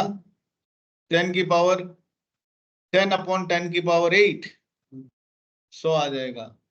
10 MB का कितना आएगा? 10 की पावर 7 अपॉन, सॉरी 10 की पावर 10 अपॉन 10 की पावर 7, 1000 आ जाएगा। तो अब ठीक लग रहा है, अब ठीक लग रहा है कि 10 MB का लिंक जो है उसका कॉस्ट 1000 आ रहा है, 100 MB का उससे कम आ रहा है 100, है ना? 1 गिग का आ रहा है 10, 10 गिग का आ रहा है 1। ठीक आ रहा है, लेकिन अभी इससे ऊपर गया तो फिर वही 1 ही आने लग जाएगा। तो बोले 10 की पावर 10 की जगह 10 की पावर 11 कर दो। भाई आपके नेटवर्क में मैक्सिमम बैंडविड्थ कितना इस्तेमाल कर रहे हो, उसी के हिसाब से आप अपना फॉर्मूला बदल दो। इस फॉर्मूले को बोलते हैं reference bandwidth formula. Reference bandwidth, इसको क्या बोलते हैं? Reference bandwidth. और रेफरेंस के लिए बाय डिफॉल्ट ओएसपीएफ कितना बैंडविड्थ यूज करता है? 100 MBPS। 10 की पावर 8 यूज कर रहा है। 10 की पावर 8 कितना MBPS के लिंक में होती है? 10 की पावर 8 100 MBPS। 100 MBPS है, इसको गुना करो 1000 से, इसको गुना करो 1000 से, कितना हुआ? 10 की पावर 8। 10 की पावर 8 ही थी हमारे फॉर्मूले में, तभी तो 100 MBPS की कॉस्ट 1 आ रही थी। 100 MBPS की कॉस्ट 1 आ रही थी ना। तो यानी कि रेफरेंस बैंडविड्थ क्या ले रखा था? रेफरेंस के लिए कितना बैंडविड्थ ले रखा था इसने? 100 MBPS फॉर्मूले में। इसको बदल दो, इसकी जगह आप क्या कर दो? 10,000 MBPS कर दो, तो 10 की पावर 10 हो जाएगा। ये रेफरेंस बैंडविड्थ बदल दो, ये फॉर्मूले को बदल दो। 10 की पावर 8 की बजाय 10 की पावर 9, 10 की पावर 10, 11, 12, जितना मर्जी चाहो कर दो। ये फॉर्मूला आज की डेट में हर कंपनी बदलती है, क्योंकि हर कंपनी के पास में अब गिगबिट वाले लिंक है, 1 गिग वाले, 10 गिग वाले, 100 गिग वाले, है ना? तो ये रेफरेंस बैंडविड्थ को बदलना बहुत जरूरी है। तो हम लोग जब ओएसपीएफ पढ़ेंगे तो देखेंगे, मतलब जब प्रैक्टिकल करेंगे कि ये देखो कितना, ये जो कॉस्ट हमने निकाली है ना वो कॉस्ट निकलेगी, और फिर हम लोग रेफरेंस बैंडविड्थ चेंज करेंगे। तो अभी क्या है मालूम है? अभी ओएसपीएफ जो था वो प्रॉब्लम क्या आ रही थी, वो भी ये वाला लिंक ही यूज कर रहा था जो रेप यूज कर रहा था। अब रेफरेंस बैंडविड्थ बदलने से क्या होगा? 100 MB के लिंक अगर मान लो मैंने 10 की पावर 10 कर दी, तो 100 MB के लिंक का कितना हो जाएगा कॉस्ट? 100, 100, और 1 गिग का कितना हो जाएगा? 10। ठीक है ना? और 1 गिग का कितना हो जाएगा? 10। तो अब कितना हो गया टोटल? इधर 210, 100 प्लस 100 प्लस 10, और इधर से कितना हो गया? 40। तो इधर से 40 आ रहा है वाया R3, और ऊपर से कितना आ रहा है? 210। तो ये लेगा वाया R3। ठीक है? तो ओएसपीएफ में कॉस्ट के आधार पे मैट्रिक निकाली जाती है और इसका फार्मूला क्या है? बाय डिफॉल्ट रेफरेंस बैंडविड्थ 100 मान के 10 की पावर 8 अपॉन बैंडविड्थ इन बिट्स पर सेकंड, लेकिन इसको आपको बदलना पड़ेगा, ठीक है ना। बस सिंपल सी चीज थी जिसको मैंने आपको सारा कैलकुलेशन करके बता दिया कि प्रॉब्लम किधर आएगी, क्यों रेफरेंस बैंडविड्थ हमें बढ़ाना पड़ेगा। Any questions? तो इसका पाथ मैट्रिक जो है वो बैंडविड्थ के आधार पे निकलता है और इनका हॉप्स के आधार पे। हॉप काउंट कितना है? लिमिट है कोई? इसमें कोई लिमिट नहीं है। इसमें कितना है? 15। यानी कि रिप में एक पैकेट मैक्सिमम 15 राउटर्स को क्रॉस कर सकता है। 16वें राउटर को क्या बोलते हैं? अनरीचेबल। ठीक है जी। कन्वर्जेंस, इसमें फास्ट है, इसमें स्लो है। कन्वर्जेंस का मतलब क्या होता है भाई?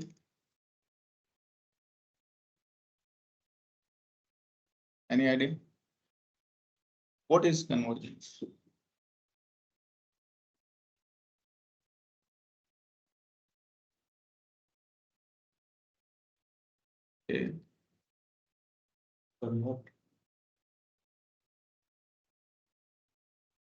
R1 R2, R1 के साथ में कुछ नेटवर्क कनेक्टेड है 1.1.1.0, 1.1.2.0। R1 जब अपडेट R2 को भेजता है तो R2 अपने राउटिंग टेबल में 1.1.1.0, 1.1.2.0 की जानकारी डाल लेगा वाया R1 कि भाई इन नेटवर्क्स तक किधर किसके द्वारा पहुंच सकता हूं मैं? R1, यानी कि इसका कोई भी आईपी होगा 10.1 10.2, यानी कि वाया R1 का मतलब वाया 10.1। हाँ जी, कोई सवाल? ओके। तो ये जो जानकारी R2 ने अपने ही टेबल में डाल ली, राउटिंग टेबल में, और फिर अपने साथ जुड़े हुए नेटवर्क्स की जानकारी R1 को दे दी। इसके साथ भी कुछ नेटवर्क जुड़े हैं 2.2.2.0, 2.2.3.0। अपने से जुड़े हुए नेटवर्क्स की जानकारी R1 को दे दी और R1 ने अपने टेबल में डाल ली है 2.2.2.0 वाया R2, यानी कि 10.2, और 2.2.3.0 वाया R2 10.2। ये जानकारी R1 ने अपनी टेबल में डाल दी। इस समय हम कह सकते हैं कि R1 और R2 आपस में सिंक्रोनाइज हो गए।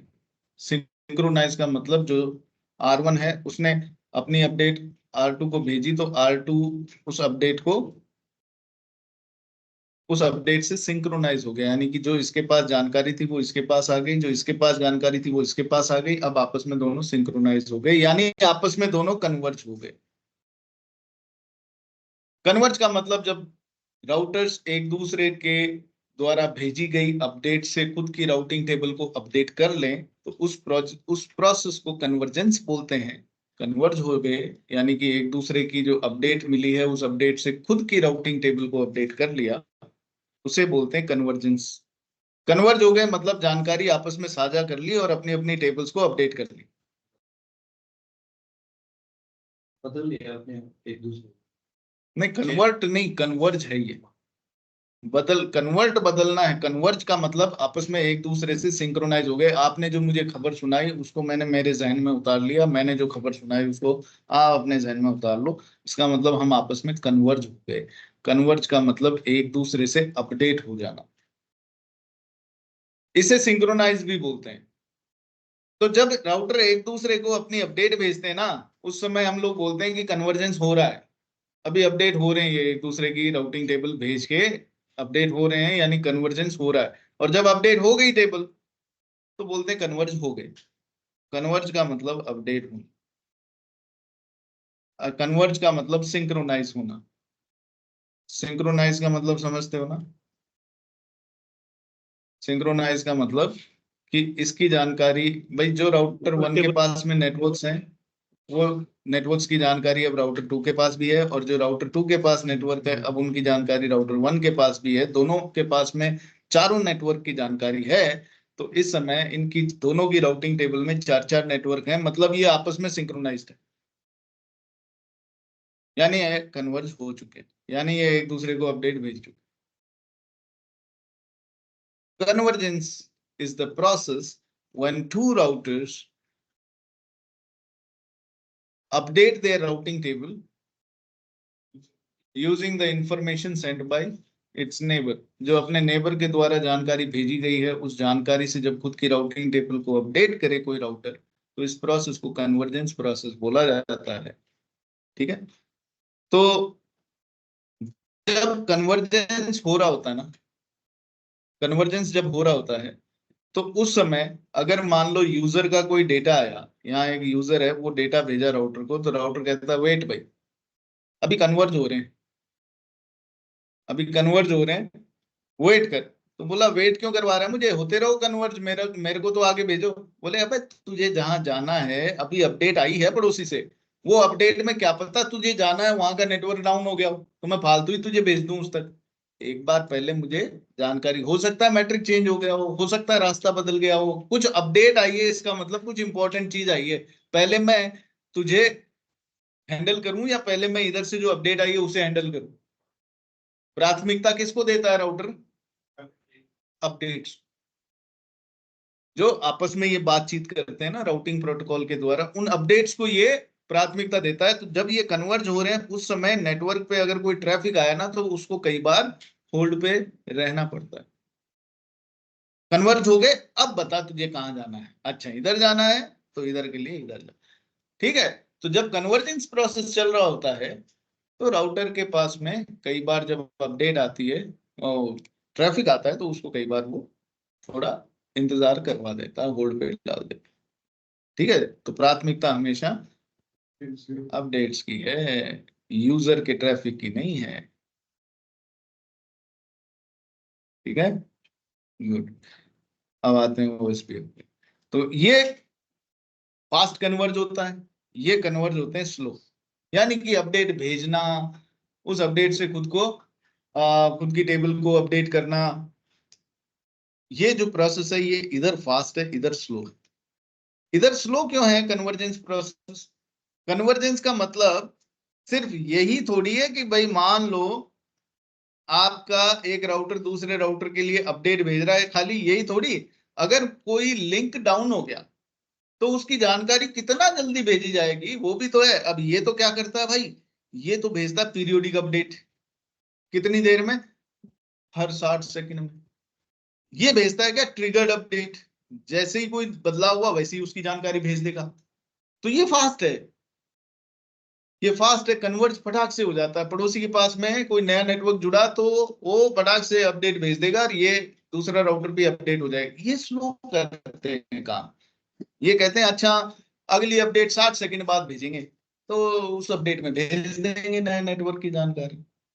ये तो गलत बात है ना। अब जब जुड़ गया है नेटवर्क तो फटाक से भेज दो ना, ताकि फटाक से कन्वर्ज हो जाए। तो ये फटाक वाला काम इधर है, this is fast, this is slow.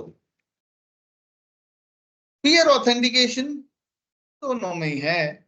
Authentication का मतलब दो राउटर एक दूसरे के साथ में EIGRP या OSPF या RIP के नेबर तभी बने जब ये दोनों एक दूसरे को ऑथेंटिकेट करें। ऑथेंटिकेट समझते हो?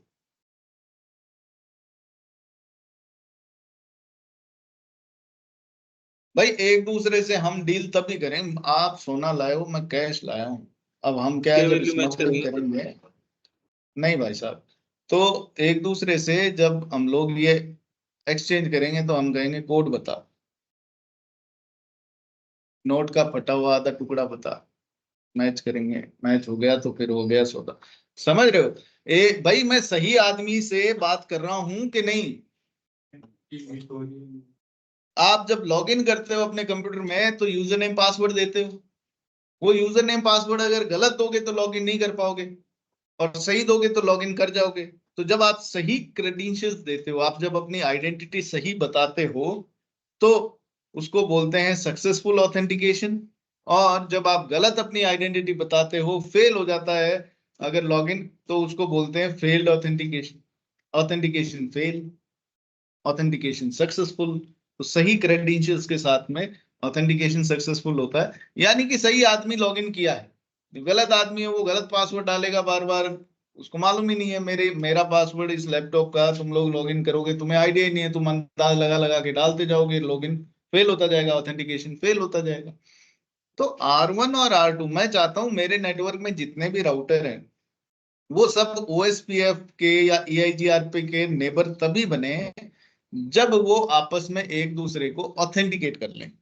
ऐसा नहीं कि कोई भी आया और नेबर बन गया मेरे राउटर के साथ, फिर तो गड़बड़ हो सकती है। कोई ऐसा अनऑथोराइज राउटर जो है वो भी मेरे राउटर के साथ नेबर बन सकता है, कन्वर्ज हो सकता है, ट्रैफिक भेज सकता है, रिसीव भी कर सकता है। तो ऐसे थोड़ी हर कोई आके आईडी दिखाओ और पहले ऑथेंटिकेट करो। ऑथेंटिकेशन भी हम लोग इन दोनों के बीच में लगा सकते हैं। ऑथेंटिकेशन में हम लोग इन दोनों पे क्या लगा देते हैं, एक की, ऑथेंटिकेशन की या पासवर्ड, है ना। तो की मान लो मैंने R1 पे लगा दी सिस्को, तो R2 पे भी वो की मैच होनी चाहिए सिस्को। जब दोनों पे ये की मैच होगी तो ये R1 जब हेलो भेजता है ना, चाहे EIGRP हो चाहे OSPF हो, हेलो दोनों ही जगह भेजी जाती है। तो जब हेलो भेजता है तो उसमें क्या भेजता है, ये की भी भेजता है। तो हेलो में जब की भेजा इसने R2 को, तो R2 ने देखा कि क्या किया है ये सिस्को, मेरे पे क्या की सेट है सिस्को, हाँ चलो हम ऑथेंटिकेट हो सकते हैं, सेम की आई है ना, ऑथेंटिकेशन सक्सेसफुल हो जाएगा। अगर की में बदलाव है, जैसे यहाँ तो स्मॉल की सी है, यहाँ कैपिटल सी लिख दिया आपने सिस्को में, तो भी फेल हो जाएगा ऑथेंटिकेशन, क्योंकि इधर तो स्मॉल सी है इधर कैपिटल। की में कोई भी बदलाव हुआ तो ऑथेंटिकेशन फेल हो जाएगा, और ये दोनों डिवाइस OSPF नेबर नहीं बनेंगे।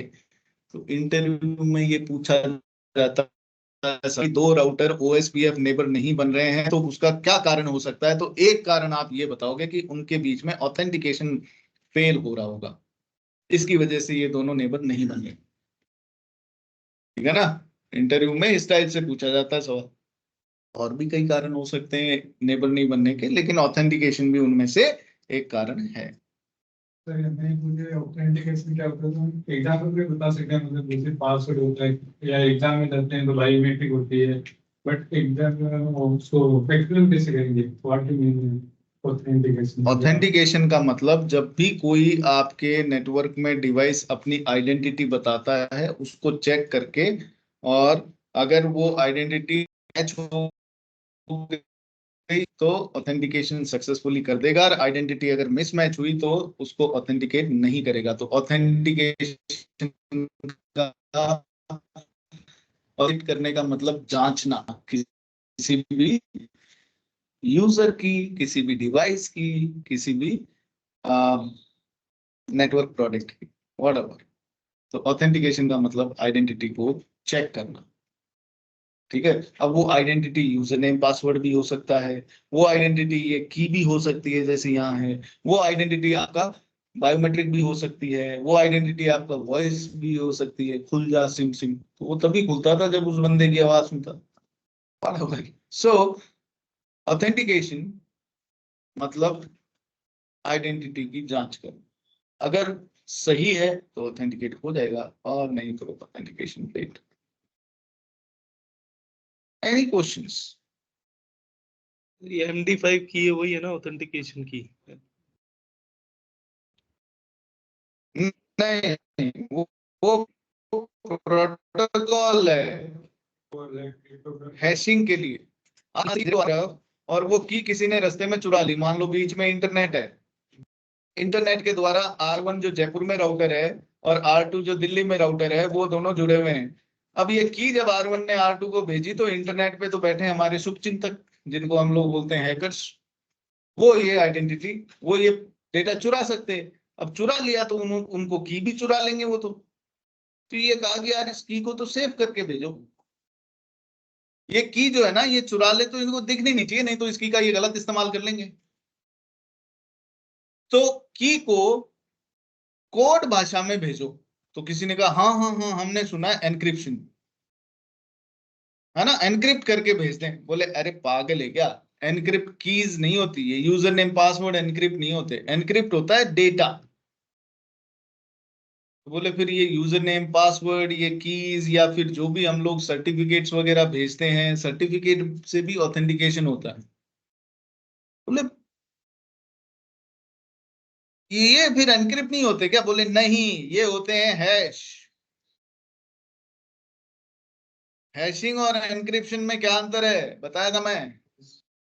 एनक्रिप्शन मतलब किसी भी डेटा को साइफर में कन्वर्ट करते हैं और फिर डेस्टिनेशन पे वापस वो नॉर्मल डेटा में कन्वर्ट हो जाता है, कोडिंग डिकोडिंग, है ना। हैशिंग जो है अगर किसी की कर दी तो वो अनहैश नहीं होता, वो डिकोड नहीं होता है, ठीक है ना।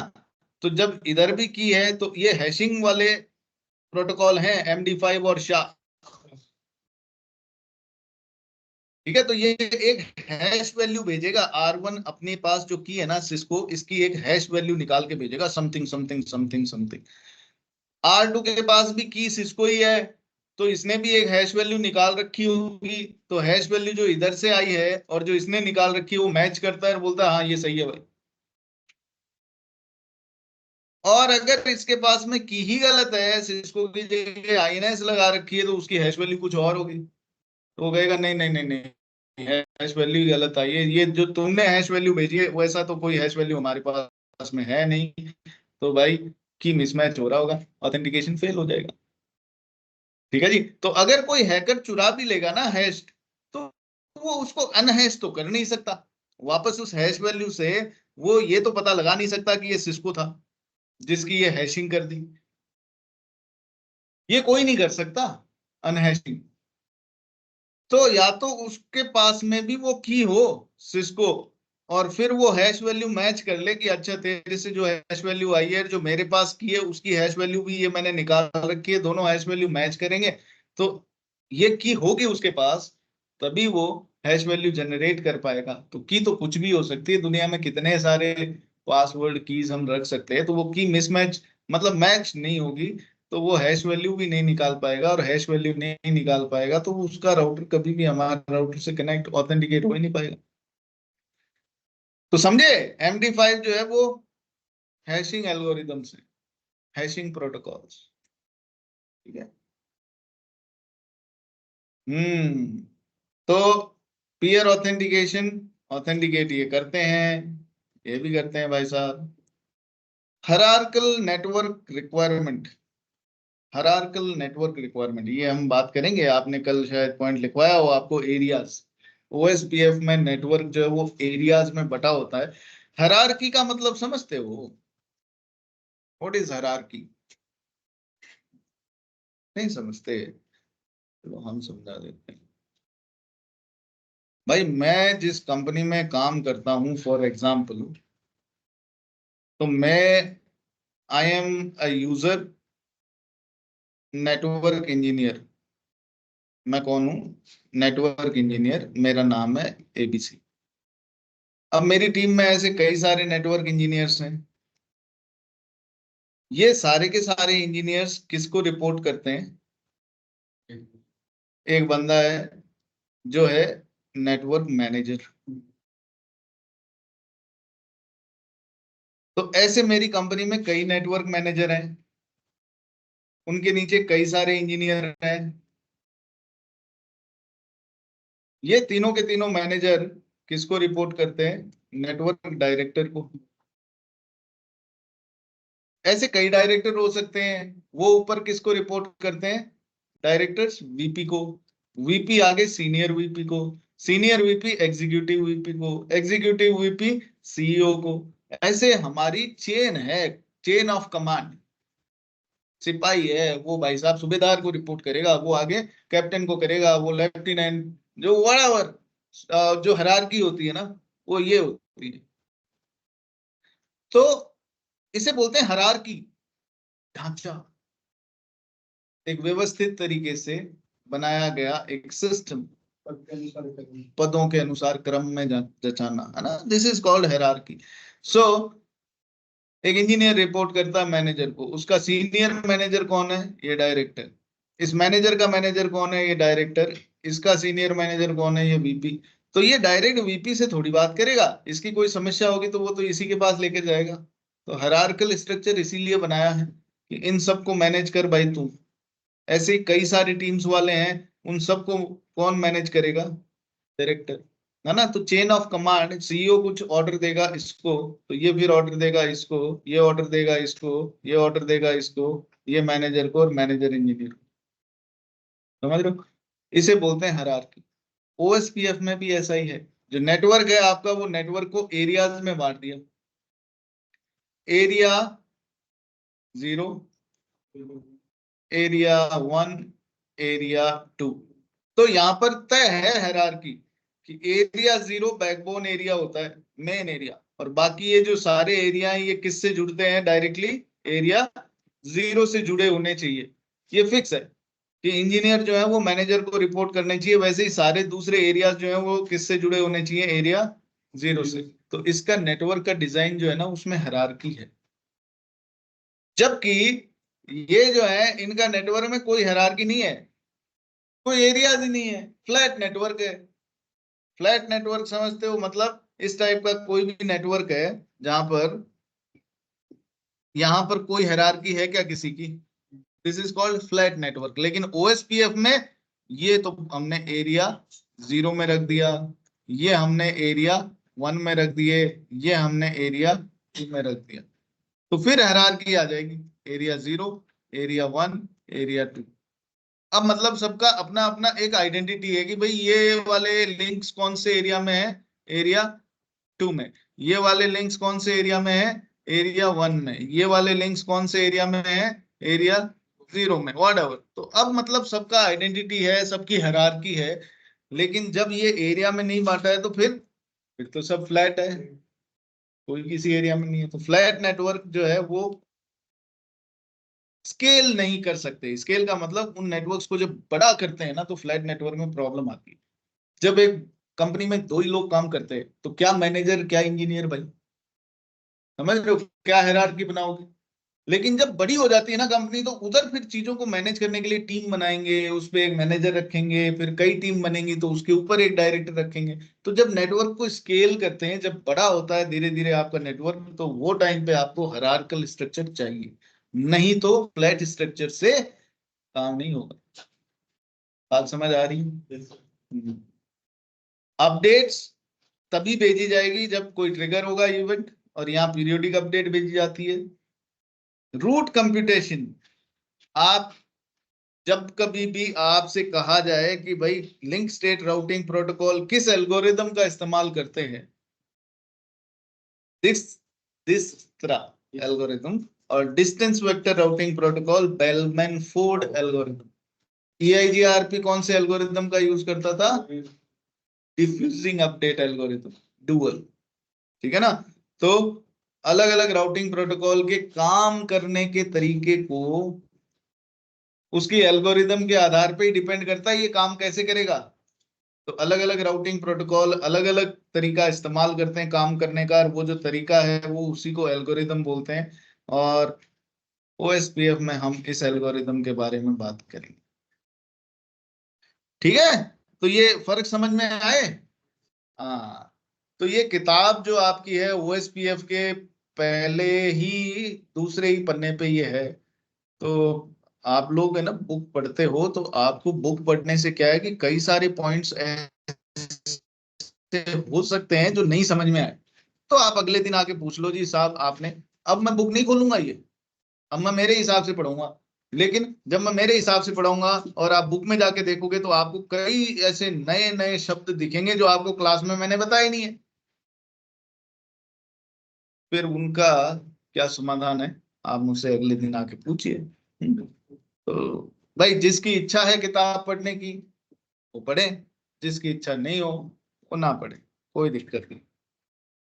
ठीक है? आप लोग खुश रहो, बस मेरी तो यही तमन्ना है। अगर बिना पढ़े खुश हो तो बिना पढ़े रहो।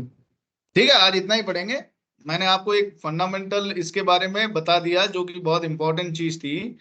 अगर अब क्या है, अब कल ओएसपीएफ के फीचर्स की बात करेंगे सीधे सीधे, और फटाफट हम लोग कल फिनिश कर देंगे ओएसपीएफ। और ज्यादा कुछ इसमें है नहीं, क्योंकि मैट्रिक हमने डिस्कस कर ली, हमने इसके ऑथेंटिकेशन को डिस्कस कर लिया, हमने कई सारी चीजों को डिस्कस कर लिया है बातों बातों में। तो tomorrow will complete it. Any questions before we end our session today?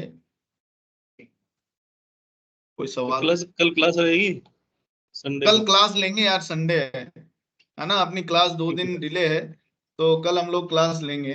मैं उम्मीद करता हूँ कि आप लोग आ पाएंगे, आ जाओगे ना? तो कल क्लास लेंगे, और क्लास जो है ना कल थोड़ी सी आधा घंटा और एक्स्ट्रा लेंगे, मतलब 2.5 घंटे की क्लास लेंगे, तो उसमें हम लोग इसको कंप्लीट कर लेंगे, ठीक है? 8 बजे से पहले 8 बजे से कब स्टार्ट? सुबह